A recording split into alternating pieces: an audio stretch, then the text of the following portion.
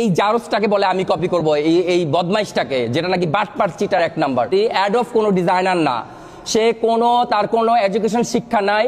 আর ওকে বলে আমরা ধারণ করি, ওকে বলে আমি বলে কপি করি। একেবারে আমার সামনে পাইলে না জুতাটা খুলে এখন দুই গালের মধ্যে দিতাম। এই ভণ্ড বাটপারের জন্য আজকে আমাদের মিডিয়াটা খারাপ। আজকে আমার নামটা সাথে যাচ্ছে, আমার নামটাও খারাপ হচ্ছে।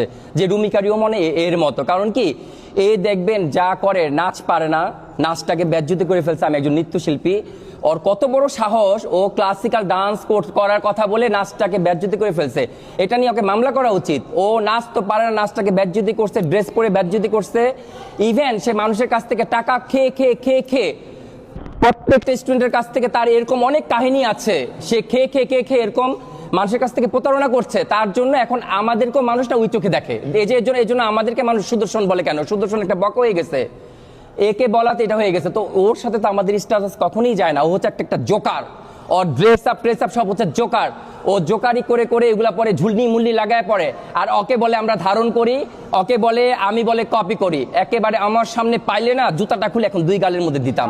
বেয়াদব স্টুপিড কোথাকার, তোর যোগ্যতা আছে আমার কাছে আসার? পা থেকে মাথা পর্যন্ত বান্দা একেবারে মসজিদের মতো ইমারত দিয়ে আরফ খানকে গড়ে রেখেছে। উনি মোটেই ফ্যাশন ডিজাইনার না, সে সেলফ প্রোক্লেমড ফ্যাশন ডিজাইনার। সে ইন্টেরিয়র বিজনেস করে, কিন্তু সে না ইন্টেরিয়র ডিজাইনার না সে ফ্যাশন ডিজাইনার। সে এসে মানে আমার হাইপ তোলার জন্য সে বলে যে ওনাকে নিয়ে কথা বলবো না, কিন্তু তারপরও সে আমাকে নিয়েই কথা বলে এবং সারাক্ষণই সে অ্যাডলফকে ধারণ করে চলে। অ্যাডলফ ডানে গেলে ডানে যাবে, বামে গেলে বামে যাবে। অ্যাডলফ পানি খেলে সে পানি খাবে, অ্যাডলফ অজু করলে অজু করবে। সারাটা পা থেকে মাথা পর্যন্ত বান্দা একেবারে মসজিদের মতো ইমারত দিয়ে অ্যাডলফ খানকে গড়ে রেখেছে। সে বুঝাতে চায় আর কি, সে বুঝাতে চায়। এবং আমি আজকে যে কথাটা বলে আসি আমার গণমাধ্যমের ভাই বোনদের কাছে, পরের দিনই সে সেই কথাটা রিপিট করে।